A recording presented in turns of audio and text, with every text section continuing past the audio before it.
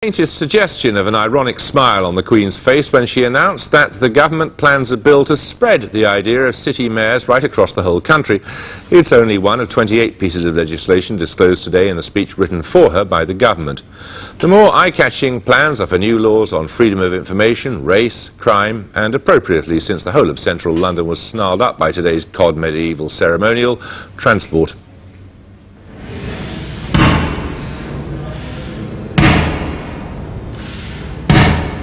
My government's aim is to promote fairness and enterprise, providing people with real opportunities to liberate their potential.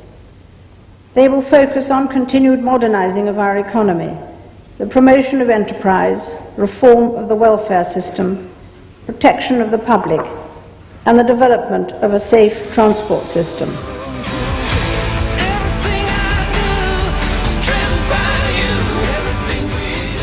Terry Hackney is Mondeoman.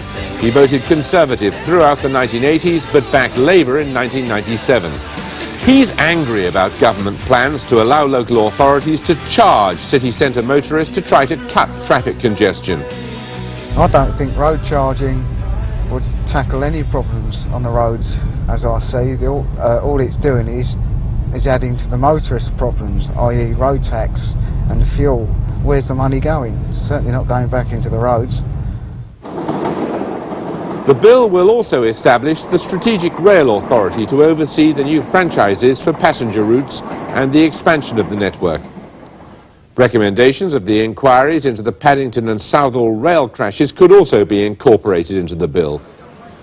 Pensioners are to be given minimum half-fare concessions on buses, and local authorities are to be given powers to work with bus companies to improve services. Most controversially, the bill includes the partial sell-off of air traffic control. Safety regulation will be separated from the body chosen to provide the service, but that doesn't reassure Mondeoman.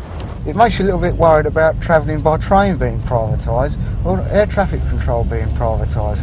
Well, I'd have to think about going by sea next time if I go on holiday. Well, with us now here in the studio, Lord Faulkner, Francis Maude of the Conservatives and Ming Campbell of the Liberal Democrats. Let's take first this question of air traffic control. We know you were unequivocally opposed to this 3 years ago. This is because rail track privatisation has been such a success, is it, that you've now changed your mind? As far as that is concerned, the reason we want to do it is we want to bring investment into air traffic control. Without it, we can't improve to the highest levels of safety. But safety is staying with the government. Operations goes into the private sector. That's the proposal. Are you persuaded by that? Well, we will oppose this with the same enthusiasm as the Labour Party opposed it when it was in opposition. And I think the British public will oppose it. And in the aftermath of Paddington, I think it's time people took a long, hard look at all questions of safety like this. And I don't think people in Britain are going to be encouraged with the idea that you can buy shares in the organisation that's responsible for safety in the air. You presumably support it. Well, we support privatising the NATs, yes. We said that previously. We would have done it. We would have done it more briskly, more effectively, and without all the faffing around. Got right. Well, they haven't got it right. They haven't done it yet. They've been in such They're a about state to get right. They've been, They're in danger of getting right. We'll have to wait and see. They've taken so long to get their ducks in a row on this.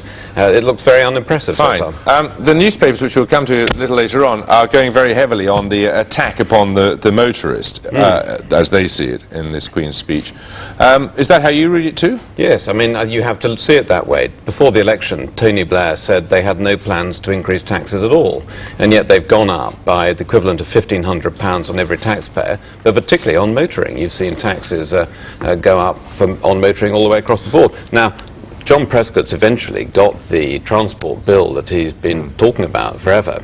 Actually, when you look at it, what it comes down to is more taxes. Congestion taxes, parking taxes, you name it, he's taxing it. Lord Faulkner, when you look at road pricing, you know that this is pretty unpopular with motorists. The transport bill... Giving the power to local authorities is merely a way of passing the buck, isn't it? No, it's not. If you look at the transport bill, it's doing three things. First of all, it's saying there's going to be a strategic rail authority which is going to ensure proper investment in the railways. Secondly, it's going to allow local authorities to go into partnership with bus companies so that you can get buses where there aren't any at the moment. And thirdly, it's going to give local authorities the power, and we would expect it only to be used once public transport is good for everybody, to charge on congested roads. But do you believe in road pricing, do you?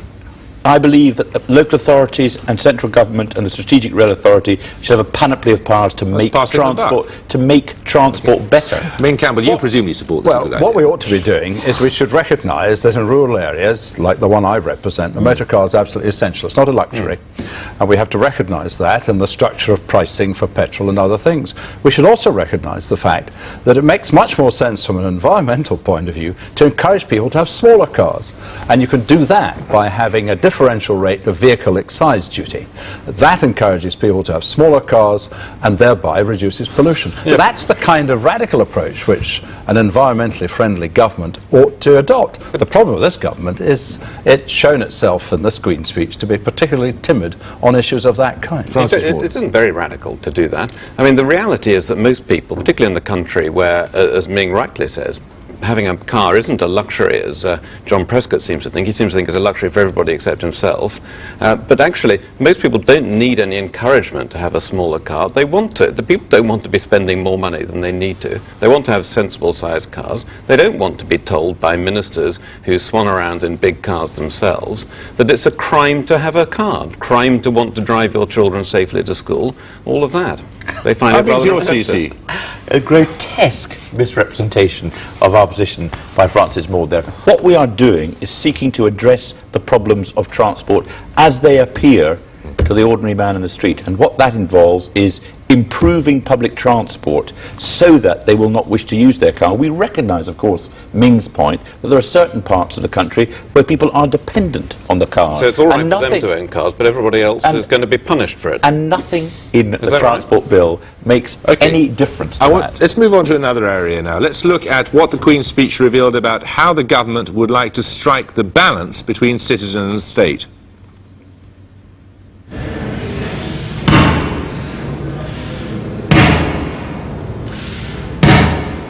A bill will be introduced to ensure that the interception of communications and the use of other intrusive techniques continues to be regulated for the protection both of the rights of individuals and of society as a whole. She's watching the detectives. It sounded promising. Legal limits on Big Brother's activities, snooping by police and MI5 to be controlled by a new regulation of investigatory power.